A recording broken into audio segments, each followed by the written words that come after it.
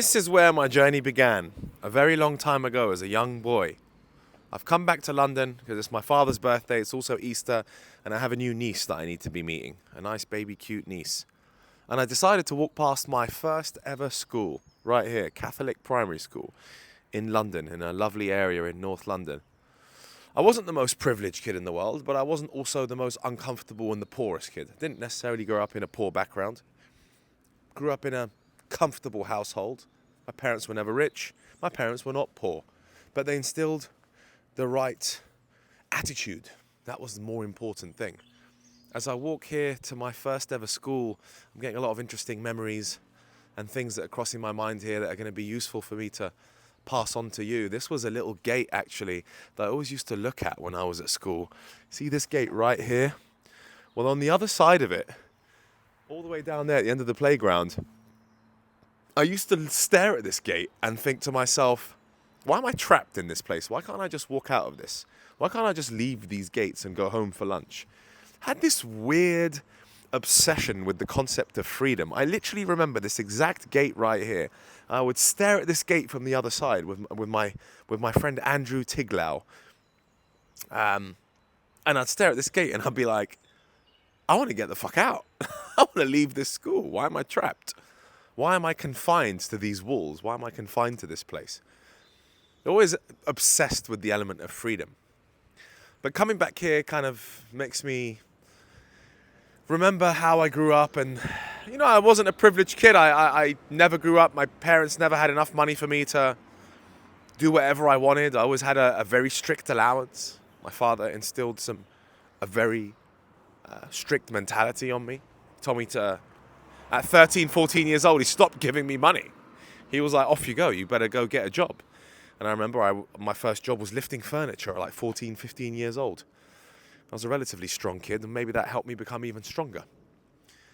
But here as I stand outside my first ever primary school, and I walk back to the area that I lived in, lived here for many years of my life and my childhood. And it's fantastic memories, really. I mean, listen, I wasn't a special kid. There was nothing particularly special about me. There was nothing which said that I was destined to succeed. There was nothing which was like, oh, his parents are rich. Oh, his parents are famous. Oh, he'll be fine. He'll always be rich. He'll always be wealthy. Oh, he's super intelligent. Oh, he's an amazing singer. He's the best singer of all time. He's bound to make it. I wasn't necessarily a special kid. But I had to work hard. I had to believe in myself. That was the key. I had to believe, and my father really helped me do that. I had to believe that I could break free from the shackles of the system and succeed. And it wasn't easy. It wasn't an easy ride. It was a shit ton of failure. A shit ton of failure. So I went from this school and, I went to many schools actually. My secondary school career was pretty bad in the UK. I was getting in trouble. I got asked to leave one of the schools. One of the other schools I got bullied. So I had a pretty tough childhood in the sense of schooling. My school life was never smooth. Always got in trouble at school, was a rebel kid. And it was hard, and I remember getting bullied at one year, and I remember having to toughen up. My brothers toughening me up. They actually came to the school one day because someone was prank calling my house phone. So my brothers came to the school and threatened the kid because I couldn't stand up for myself at the time. And all those kind of issues brought, they really shape you. All those experiences really shape who you are. It's fascinating. I got in trouble at school, and I went from school to school, and I was like, I'm a fucking failure. I was like, I suck. I'm never gonna succeed. So it was a relatively tough schooling career. Then I went to uni in London. I went to Imperial, which was a damn good move. I got the right grades to get into the right uni. And that set me off on the right sort of path, because from Imperial, you can go to, some good companies. You can actually apply to those companies because those companies have target universities, right? They target a specific set of universities. They say, if you come from these sort of 7, 8 unis, then we're likely to look at you. We're likely to actually process your application. It's a tough old world if you don't go to those unis. And so, I sent 150 investment banking applications when I graduated.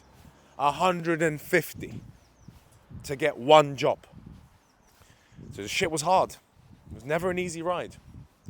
And after that investment banking job, had a number of jobs after that. I remember I worked at an oil trading company in London. I worked at UBS Investment Bank. I got a graduate scheme at ICAP. 600 people had applied, and there was 2 roles available. This was 2009, 2010, just after the credit crisis. And I landed one of those jobs out of 600 people. I was one of the 2 people that landed the job. And I hated the job. I was like, this is shit. I bloody went through all of that to get this crappy job. I really don't like it. I didn't see the point in it. I was like, I'm never going to make enough money from this. And so after I left that, I started a bunch of different businesses. Bikes that glow in the dark, an iPhone app that amalgamated information from Instagram and Twitter to show you what you could take a walk to in your local area. Before that, I'd failed a bunch of businesses. I tried to start a milkshake shop. That didn't work. I tried to start a P2P roulette company. That didn't work. Had all sorts of startup ideas that just simply didn't work. And it was extremely frustrating. And I kept going, and I kept going, until something eventually popped. And you see, that's the key. I don't think you're going to get anything easy in this life, no matter how you start. Even if you come from a rich family, your life isn't necessarily going to be sorted. It's always going to be a challenge. You're always going to have to take the rejection, the pain of rejection, the pain of failure.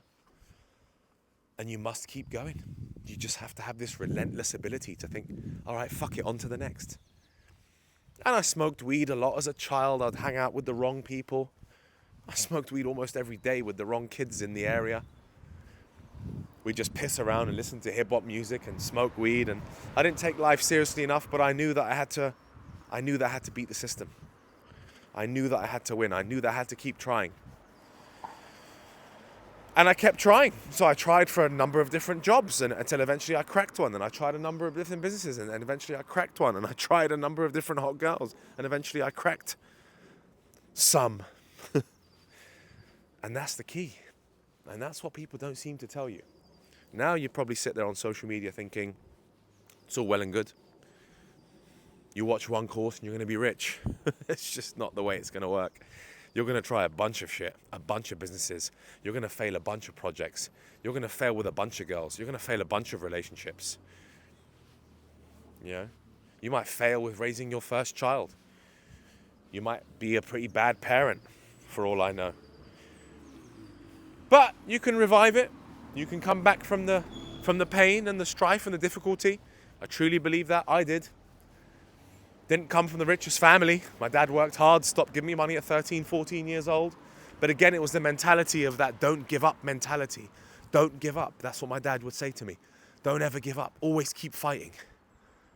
And that kind of fighting mentality still resides with me today. To this particular day. No matter what the fuck happens, I will never give up. And that makes men like me extremely difficult to bring down. So if you have the right mentality, you can really make it work.